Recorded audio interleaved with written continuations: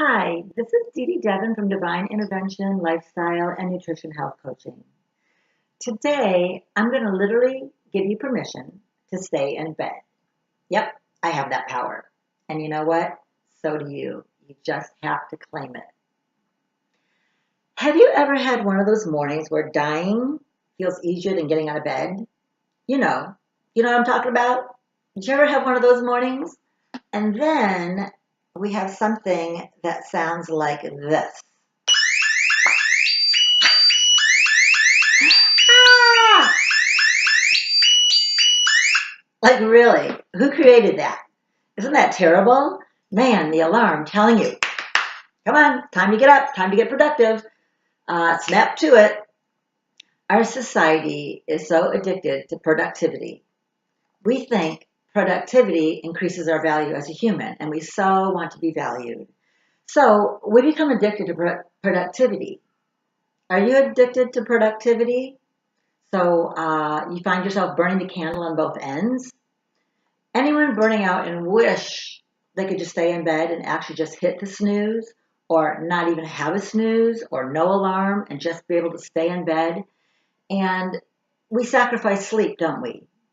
Yeah, we sacrifice sleep as a badge of honor.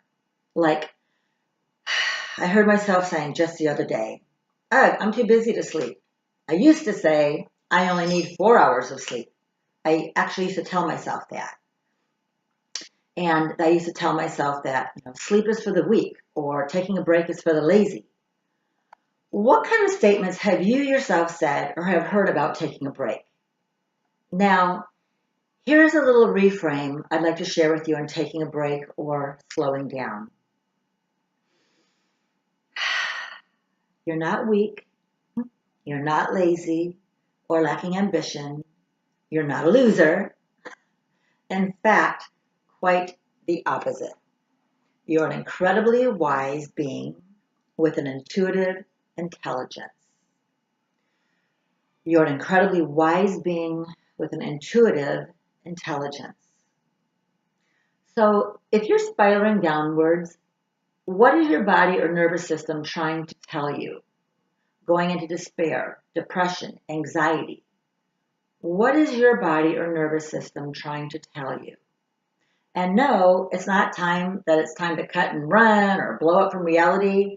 I know sometimes it seems like it would be a lot easier to just start over, but you can't flee because we are still the same we.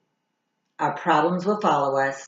We'll recreate the same burnout, overwhelm, and martyrdom in new clothes, a new town, in a new house. So, when you want to stay in bed, the wise parts of you are trying to tell you something. So when you want to stay in bed, what are the wise parts of you trying to tell you? That it's time to give yourself permission to pause. When you give yourself permission to pause, it's really like rebooting your entire operating system. It's an opportunity to resynchronize yourself in relation to life so you're not constantly in reaction. And guess what? This takes tremendous courage. Here's a writer downer. Slowing down is an act of rebellion, especially in the US. At least in Europe, it's a little more civil. You take a break from like 1 to 4, where all the stores and shops and businesses close. You can have an afternoon to lunch and siesta. Really feels civil. But here in the United States, it's go, go, go, go. Rest? I can't do that. Everything will fall apart. Such and such won't get done, and so will be disappointed. I said I would do it, and so we mope through our to-do list begrudgingly. Why? Because we bought into this collective insanity that says you're only valued and loved by what you can accomplish, not simply because of who you are. So, in order to give yourself permission to pause, you're actually challenging cultural norms that discourage you from listening to your natural rhythms. We become so addicted to sprinting that when we rest, we actually feel more anxious. Feel it? Do you realize that? We don't even know how to relax. So what stops you from pausing? I know for most of you, it's like a feeling of, I need to get everything done. There's not enough hours in the day. And yet we're exhausted. We're burnout, making espresso rich by buying their espresso machine. We need the pause, but we ignore the pause. Bury it, stick it in the closet, put a padlock on the door, and let's not look at that. So, what stops us from pausing? Maybe it's I have to get X, Y, and Z done first, and that I don't deserve to rest. Like after I work, then I'll rest.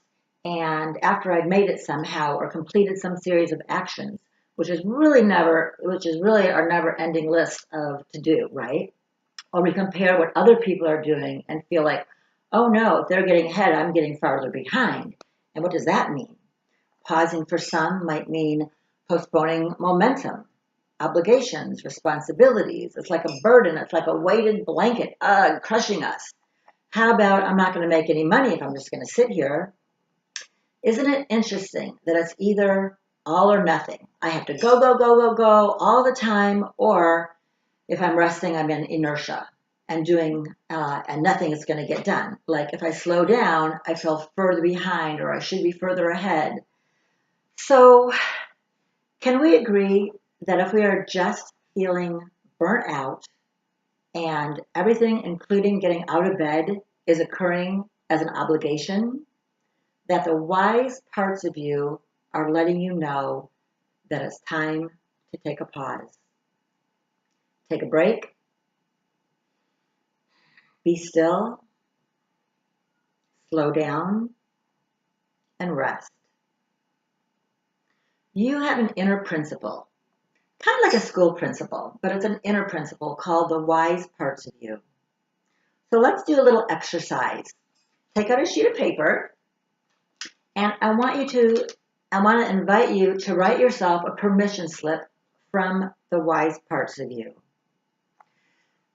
I did this for myself this morning, and it said, Dear you have permission to stay in bed. Press snooze, worry-free, guilt-free. Let that extra 5 minutes feel like 45. Luxury. Smile. Don't let your to-do list smother your snooze. So, what's on your permission slip?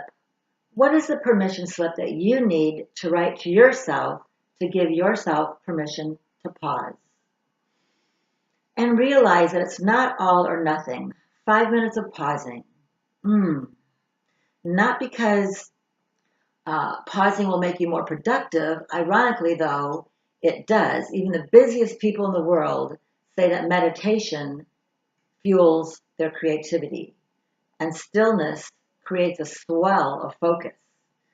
But that's not the reason I'm talking about this today, because you don't need to do it to get more productive later.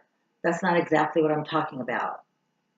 I'm just talking about simply permission to rest because it's your own wellness prescription. It's your own inner synchronization. It's your own calibration that's something, and that's something to be valued. You will notice that the play button and the pause button are the same button.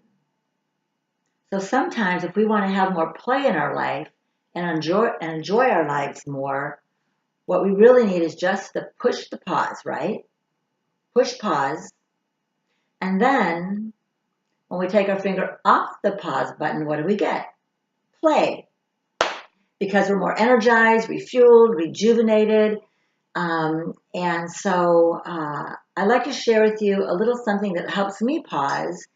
And you can get your own right on Amazon. Oh, yeah. It's my little glitter globe Buddha. And this is something that can help you pause for just a few minutes and just be with the glitter until it settles, until it completely settles. To just be with the glitter until it settles. Glitter Buddha teaches us to pause. Look at that. And see, nobody died. Life is still bright.